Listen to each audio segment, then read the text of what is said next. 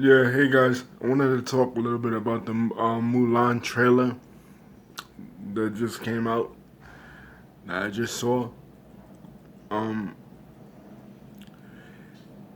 it was pretty good, but there's a lot of controversy surrounding it because Eddie Murphy's voice is not in it, like in the cartoon version. And quite frankly, I think this is messed up because, like, although Eddie Murphy is not, was not part of the original cartoon version of Mulan. Um, that the story is based on the painting, the Chinese legend of Mulan that went to war during the medieval Chinese period. He was a big part of the movie experience in 1998, so I think he should still be in it. But the Chinese movie market is very discriminatory against minorities and people of color. We saw this with um, the various Star Wars movies, especially the first one, when everybody thought that John Boyega would be the star. People were like, "Oh, the movie's gonna bomb in China because they don't respond well to movies with people of color in them." So that could have been one of the reasons why they cut the character out. But other than that, the trailer looks pretty decent. It kind of reminded me of the Marco Polo series on Netflix. That sort of depicts the same time period of pre-modern China, a time when China was really going through war with the Central Asian Mongols. But I look forward to seeing it. Mulan was one of my favorite Disney Renaissance movies. But the one I'm really looking forward to is The Lion King because that's my favorite Disney Renaissance period movie. Because given my age range, um, I grew up at the time of the Disney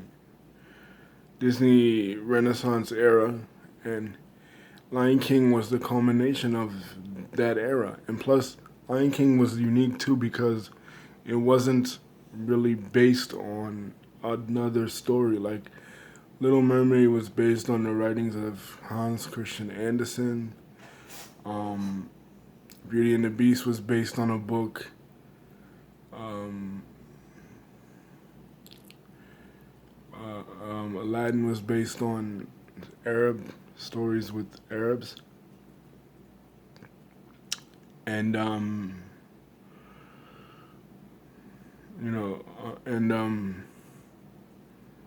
Pocahontas, of course, based on American history, and The Hunchback of Notre Dame was based on Victor Hugo's book. So all these Disney Renaissance films were all based on other stories. But Lion King was unique because it was not based on anything. It was an original story. It was kind of based on Hamlet, but loosely. Another thing, speaking about Disney, is they're coming up with this controversy about Little Mermaid now being played by um, this young actress from the Disney Channel. Um,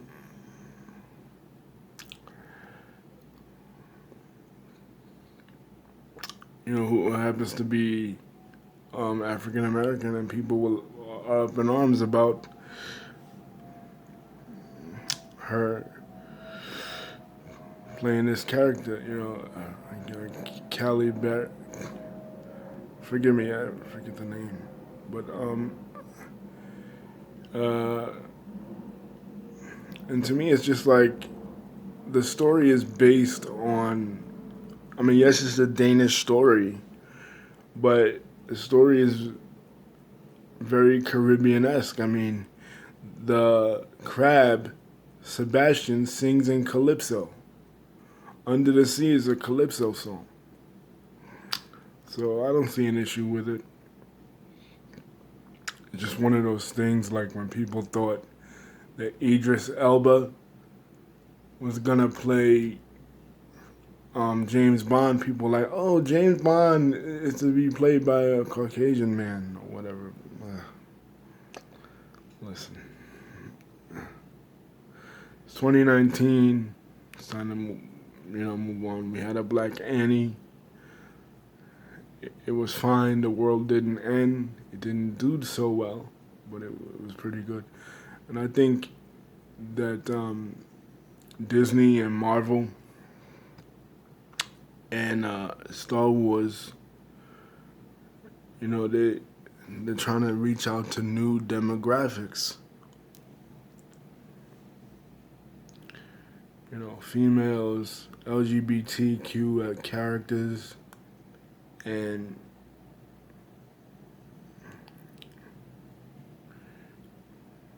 this is the this is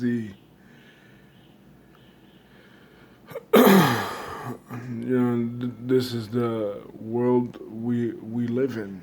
We live in a world now that is not only is it polarized about such insignificant issues, but it's also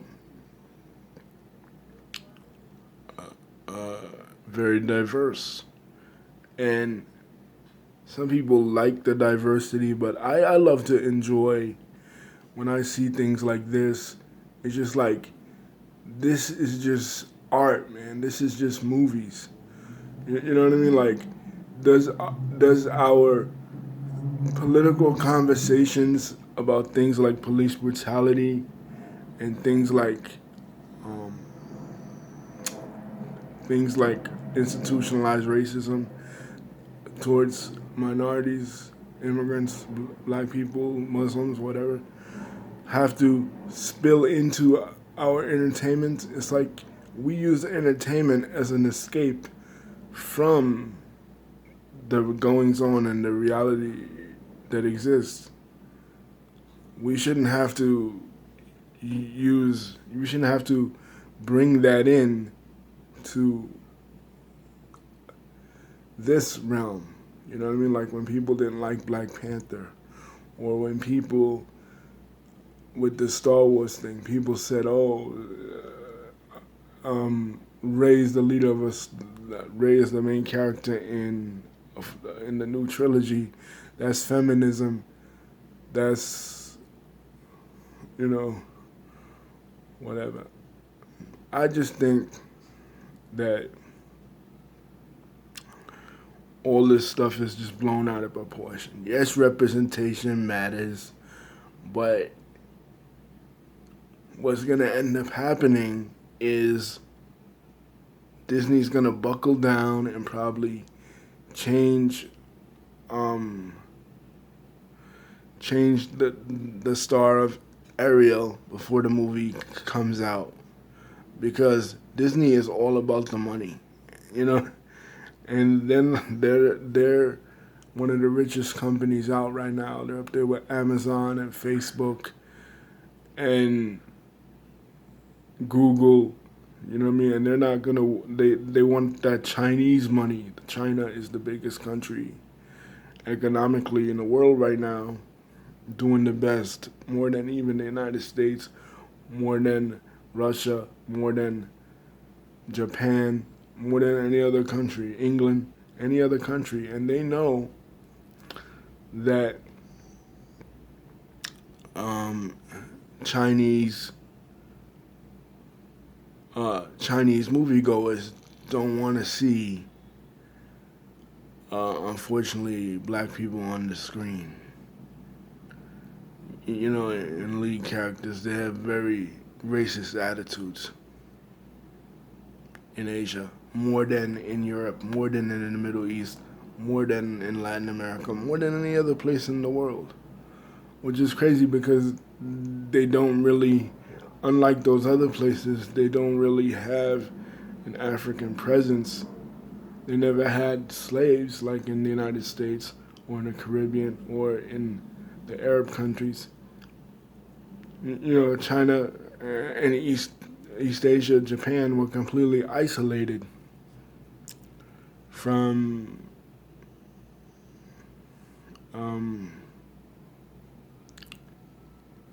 from the world in that respect. I think only one Chinese explorer, uh, Zhang He, uh, traveled to East Africa and during the Ming Dynasty.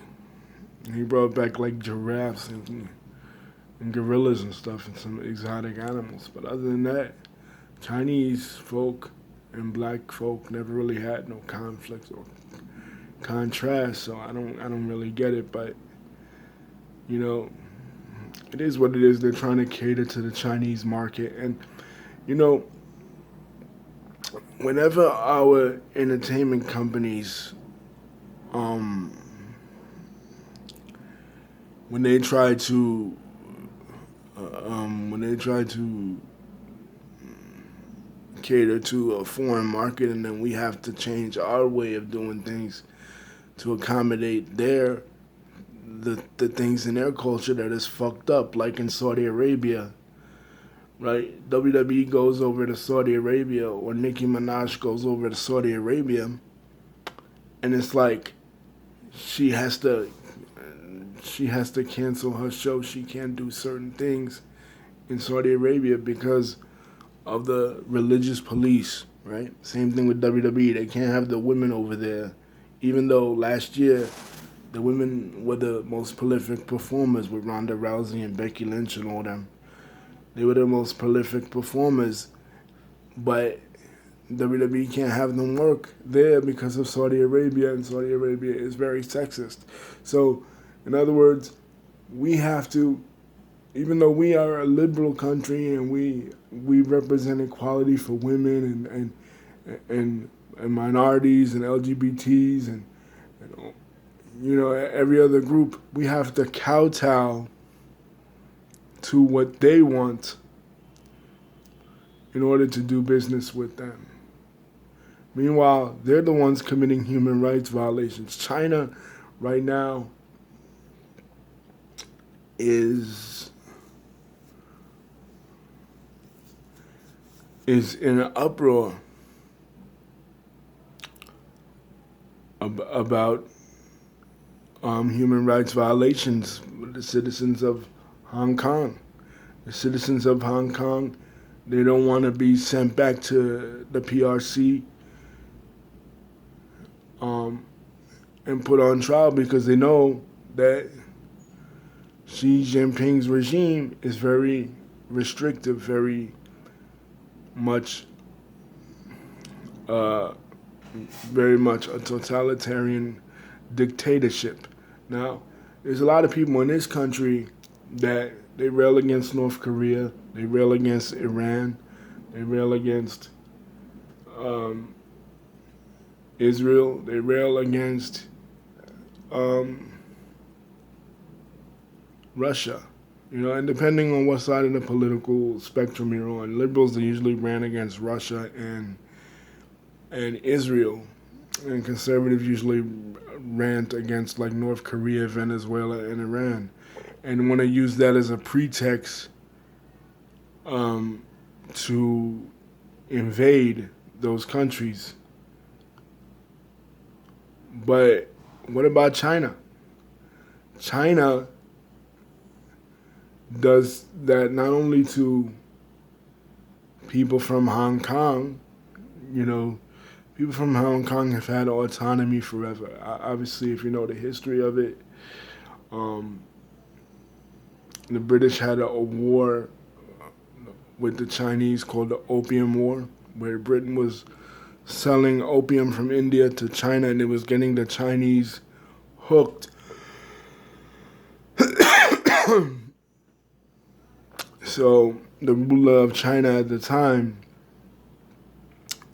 was like, "You're not bringing that stuff no more to our shores," and they had the Opium War, and China lost, and Britain gained control of Hong Kong until 1997. So while mainland China was going through the Communist Revolution and the Civil War in the 40s under Mao Zedong,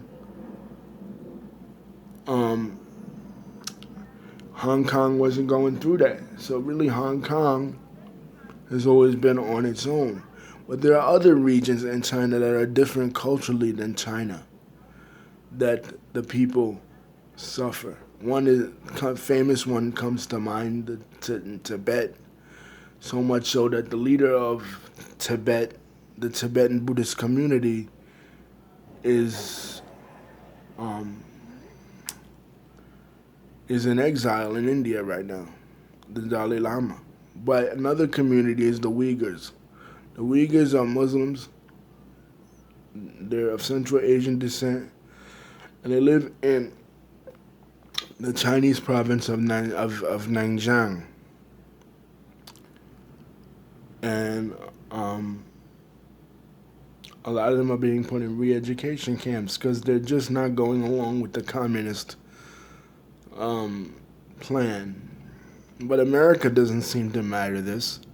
America trades with China like it's no tomorrow. So when somebody stands on their soapbox and they talk about human rights violations in Venezuela or human rights violations in Iran, and they do exist, Iran and Venezuela, they have bad they have bad governments, that's for sure. But China has an equally bad government. Saudi Arabia has an equally bad government. And they have social practices, like I said, with China's racism and Saudi Arabia's sexism against women, that these are debates, sexism versus sexism, the battle against sexism and the battle against for racial equality that we're having in our country too. And it's the liberal left that's telling us that we shouldn't, that we should defend Black Lives Matter, the Me Too movement. But how are you going to be serious about Black Lives Matter and the Me Too movement, for sexual assault against women and equality for black folk when you're not even defending black folk abroad in places like China or women abroad in places like Saudi Arabia? You know what I mean? So don't criticize the American people for the things we do when you're not willing to stop trading with these partners, your partners, China and Saudi Arabia, and hell, with the way Trump's going, even North Korea. Like one of the worst human rights violation countries that exists on the planet. You know what I mean? So this whole Disney controversy with the girl, I know her name is Kelly Bailey or something like that. It sounds like Halle Berry, but it's not. Anyway, she's from the Disney Channel. I'm gonna check it out because I always thought Little Mermaid was a good movie when it first came out. It had pretty good songs. Under the Sea, Part of This World. And I think, it'll do the movie justice. But whether or not it does well in China, who cares, man? China, you got Winnie the Pooh there, as the president. Xi Jinping, he's Winnie the Pooh.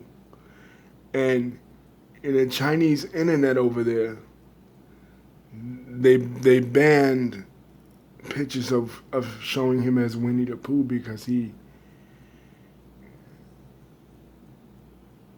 supposed to be like the revitalizer of the Chinese of the Chinese Revolution in China. You know, the Chinese Revolution. Like what Mao Zedong did in 1949 is what he wants to do now. He wants to expand China's power overseas. China right now in Africa, and I mentioned this before, Chinese imperialism in Africa is happening. The One Belt, One Road initiative is really China's way of colonizing several countries in Africa. And right now, China's plan for peace between Israel and Palestinians that they're coming up with, that the people like Jack Ma and Xi Jinping are coming up with, is actually better than what Jared Kushner and Donald Trump are coming up with on their end to sit Mahmoud Abbas and Netanyahu down at the table for a meeting. So whether it's in cinema or whether it's finance, whatever it is, China is a global power, man. China is an economic powerhouse, and it's amazing because I saw pictures of China before the revolution and before economic progress, and it was a third world country. It was like Vietnam. It was like Cambodia. It was like Myanmar. You know what I mean? These countries in that region that were very poor. Now the Chinese, they've turned it around. You got Xi Jinping talking about he wants to fulfill the Chinese dream. Kind of a take on the American dream.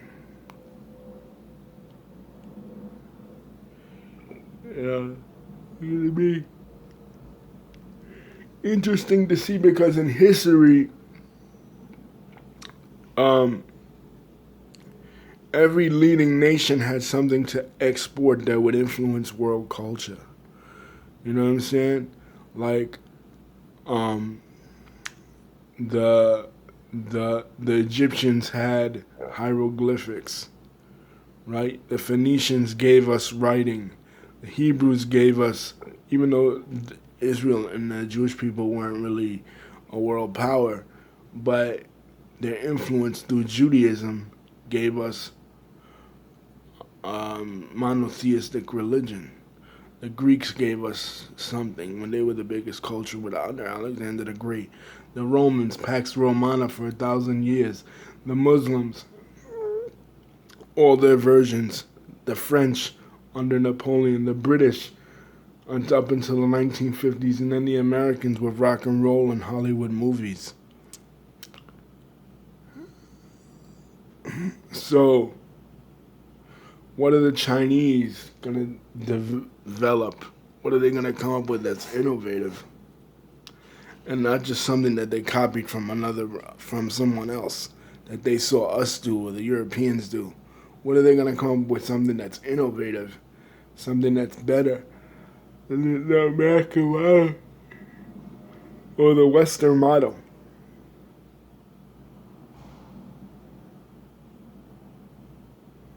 You know, and about Iran, I think the Trump administration is bluffing. They're not going to go to war with Iran because they know that Iran already has nukes.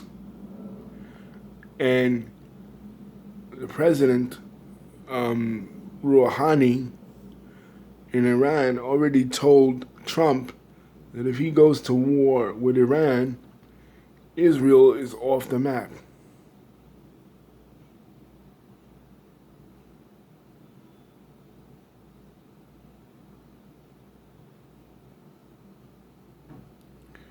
So what the late John McCain used to say, bomb, bomb, bomb, bomb, bomb Iran.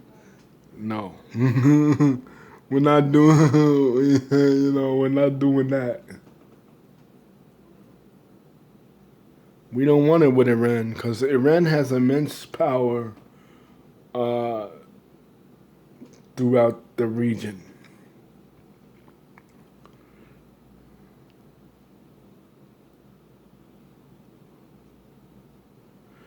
You know, they have Hezbollah. They have other Shia militias that they sponsor in Yemen. So we don't. And Venezuela, yeah, that's an easy target. We overthrow Maduro and put Guaido in there, right? Who's the Latino Obama? The guy looks just like freaking Obama. I mean, he looks like a Venezuelan Obama, and he probably governs like one too. But yeah, because we want to monopolize that oil, man. Two of the biggest OPEC countries in the world, and we're talking about going to war with them. Things are going really crazy, and in politics, there's this war between Nancy Pelosi and Alexandria Ocasio Cortez.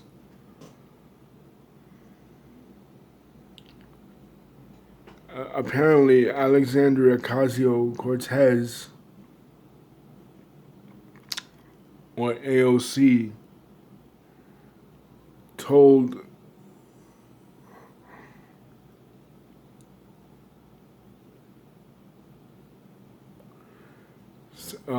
was criticizing Nancy Pelosi and the the establishment Democratic leadership, like Pelosi and Chuck Schumer, on Twitter, and then Pelosi told her to get in line, basically, and don't be tweeting in the middle of the night,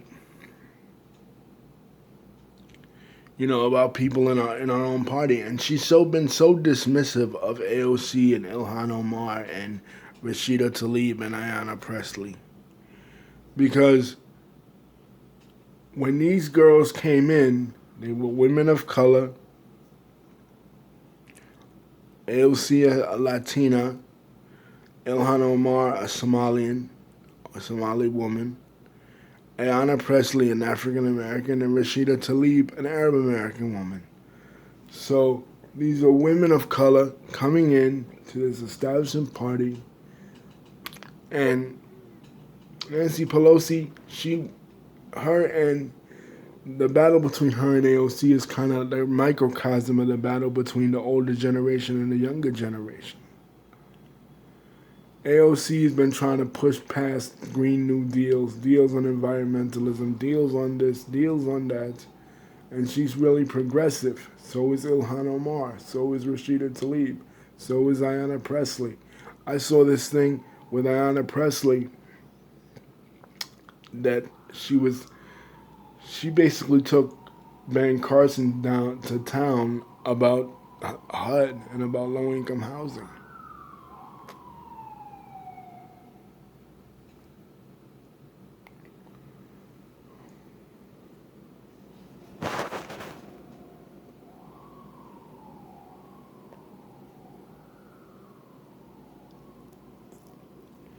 So it's these freshman Democrats going against the old school, the old versus the new.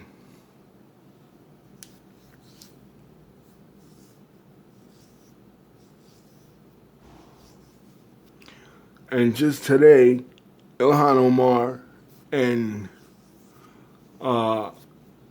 Donald Trump got into a Twitter beef because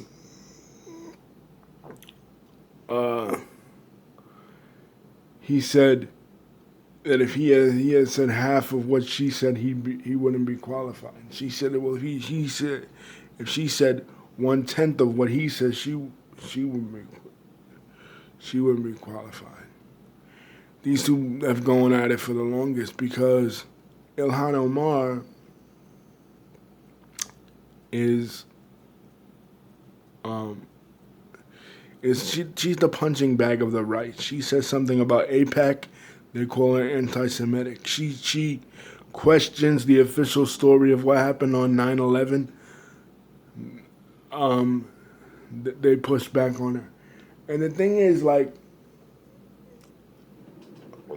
okay, hasn't Alex Jones and people on the right and Jesse Ventura and other people, haven't they always questioned what happened on 9/11?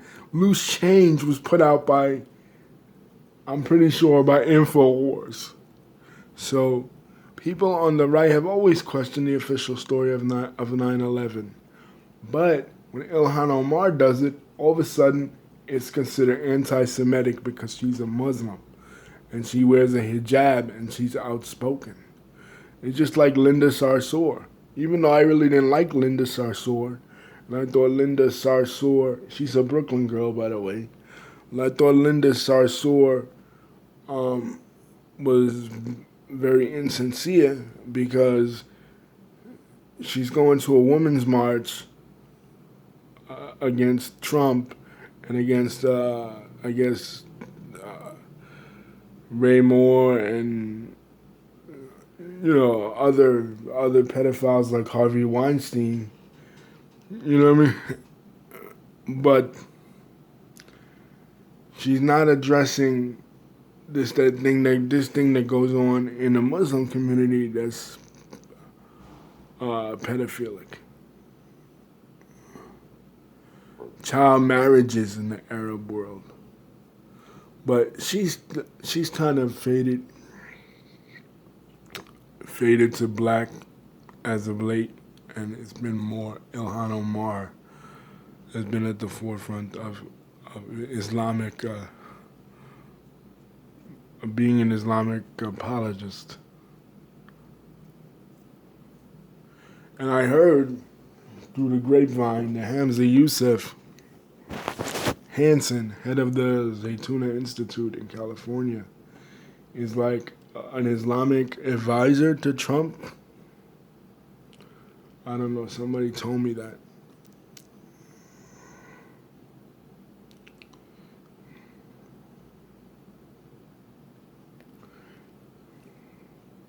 That would be crazy.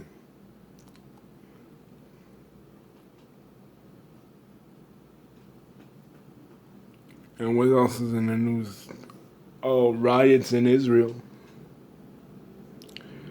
A young teen by the name of Solomon Teka, who was a Ethiopian Jewish teen, was shot by cops. And basically what happens here happened there in Tel Aviv. And it was riots for days and days. It's kind of interesting to see something different from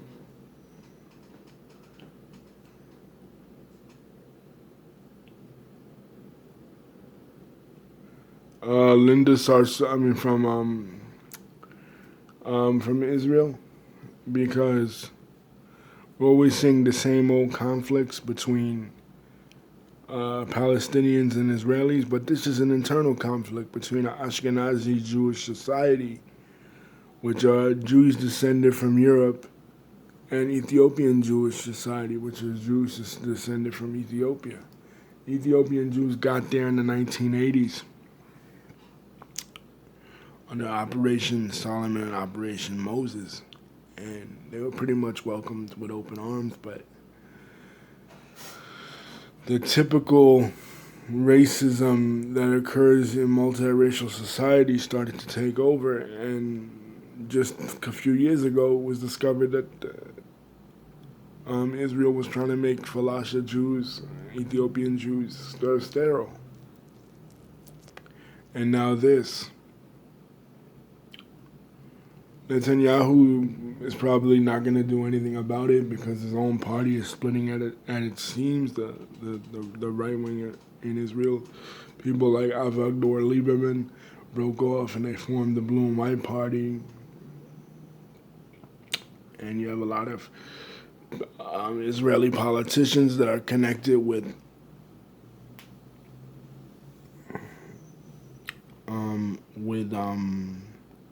Jeffrey Epstein, such as former Prime Minister Ehud Barak, connected with Jeffrey Epstein, the pedophile. And a lot of our people here too, like Trump and Bill Clinton, connected with Jeffrey. So we gotta see how that plays out. And yeah, in the music world, Old Town Road is still the #1 song.